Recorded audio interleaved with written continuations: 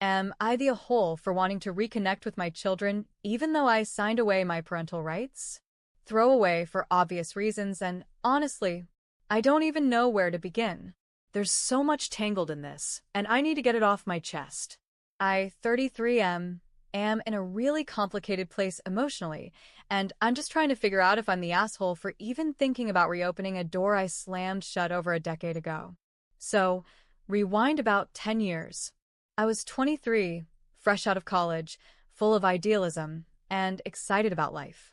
My best friend at the time, Chris, and I took a trip out of state for a convention.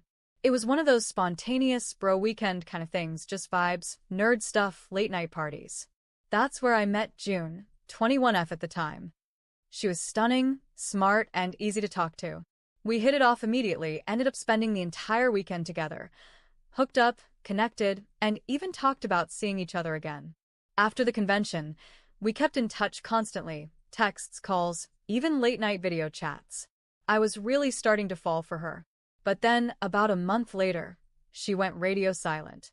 No calls. No texts. Just disappeared for 2 days. When she finally called, she was sobbing. She told me she was pregnant about 5 weeks along, and she was scared out of her mind. I froze. My brain went into full shutdown. I asked if she was sure the baby was mine because we had used protection, but she swore up and down that she hadn't been with anyone else. She even said she'd get a paternity test if I needed one. She told me she didn't want to keep the baby, but her sister had already told their family, and now they were threatening to disown her if she got an abortion. She was still in college and financially dependent on them, so she felt cornered. I panicked. I had just started a demanding job I'd worked years to get. I wasn't even close to being ready to be a dad. I begged her to consider abortion or adoption, anything, really. But she felt stuck and I didn't know how to help. That night, I had a full-blown panic attack. I did something I still deeply regret. I sent her a long, emotionally cold text telling her I couldn't be a father. I told her if she chose to keep the baby, I wanted no further contact. Then I blocked her. I was terrified, immature, and deeply ashamed of how I handled it. She later reached out to my friend Chris, asking him to convince me to talk to her. When he brought it up, I was shocked to find he was mad at me. He told me I was being a coward, that I helped make this baby, and I should take responsibility. We argued and things got heated. That was the beginning of the end of our friendship. Months passed. Then Chris called me unexpectedly and said June wanted to speak to me. I reluctantly agreed. That conversation broke me. She told me she was having twins. She explained that the pregnancy was high risk, but the babies were healthy. She said the hardest part wasn't even the physical toll, it was the emotional weight of me walking away. She was scared, alone, and clinging to what little support she had from her mom and sister. Her dad and extended family wanted nothing to do with her because she was having children out of wedlock. I felt awful. I really truly did. She wasn't just the girl from the convention anymore. She had become a person I admired, even mourned in a way. She asked if I'd reconsider being in their lives. I couldn't say yes. I didn't feel ready. I was still selfish, still scared. She cried and the call ended. A week later, I got an email from Chris. It was a forwarded letter from June. She said she decided to move forward with legally terminating my parental rights. She said if I refused, she'd take me to court for child support. She also wanted a paternity test conducted at birth to clear any doubts. Her reasoning? If I wasn't going to be part of their lives, she didn't want me hovering in the background and confusing her kids later. She wanted a clean break. After thinking it over, I agreed. I unblocked her and said I'd go through with it. We each hired lawyers. When the twins were born, paternity tests confirmed I was the father, twice. The court process dragged a bit, but it went through. The final time I spoke to June, she thanked me for cooperating and told me she never wanted to hear from me again. I agreed and let go. And I did let go. I moved on. I told myself it was for the best. I focused on my career, got into a few relationships, made peace with the decision. I never heard from June again, not even once. That was until 3 weeks ago. I was casually scrolling on Facebook and saw that Chris, my old friend, is now engaged. I clicked on the post. While reading the comments, one caught my eye.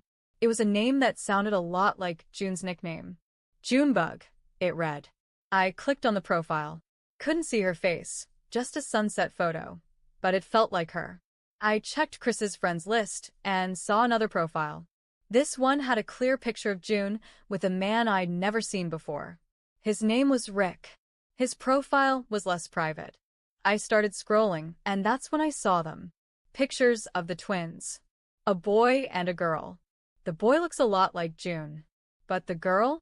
She looks exactly like me. My jaw dropped. I was looking at my children. Children I swore I'd never know. Children who now had faces, smiles, birthdays. I spent hours that night scrolling through albums, Christmas mornings, family vacations, first days of school. They looked happy, healthy, whole. And I couldn't stop crying. I called Chris the next day. At first, he didn't pick up. But after I texted him, he called back. We made awkward small talk. I congratulated him on the engagement. Then I just asked, "Are you still in touch with June?" He paused, then admitted he was. He told me they became friends after I blocked her, and that they stayed in touch. Eventually, he attended her wedding. He knows her husband, Rick. Said he's a good man. I asked why he never told me. He said, "Because you don't deserve to know. You signed away your rights. You chose not to be there." That hit hard. I asked him if the kids knew who he was. He said they did. Uncle Chris. He's in their lives. They know him. He's watched them grow up. I asked if June ever told them about me. He said, "No. Why would she?" Then I asked the one question I probably shouldn't have. Did June cheat on Rick? That's when the conversation blew up. He accused me of being selfish again. Said I was only asking because I'd seen their pictures. That I didn't care for 10 years, and now I wanted to barge in. He told me, "They aren't your kids. You don't get to call them that. You gave that up." We both lost our tempers. I hung up on him. Now I'm here, still staring at those photos I saved from Rick's page. I don't know what I'm doing. I keep seeing my daughter's smile in my sleep. I can't let it go. And yet I know I signed away my rights. I know I left June in the lurch. But that part of me that buried this for a decade? It's screaming now. I've talked to my lawyer. He said the agreement we signed is thorough and ironclad. He said my only realistic option is to reach out to June and ask her to voluntarily reopen the door. But he also warned me, it'll probably just cause pain for everyone involved. So would I be the a-hole if I reached out to June and asked to dissolve the agreement? Or would it be better to stay gone and let sleeping dogs lie? Because I can't tell if this feeling is guilt or love or both.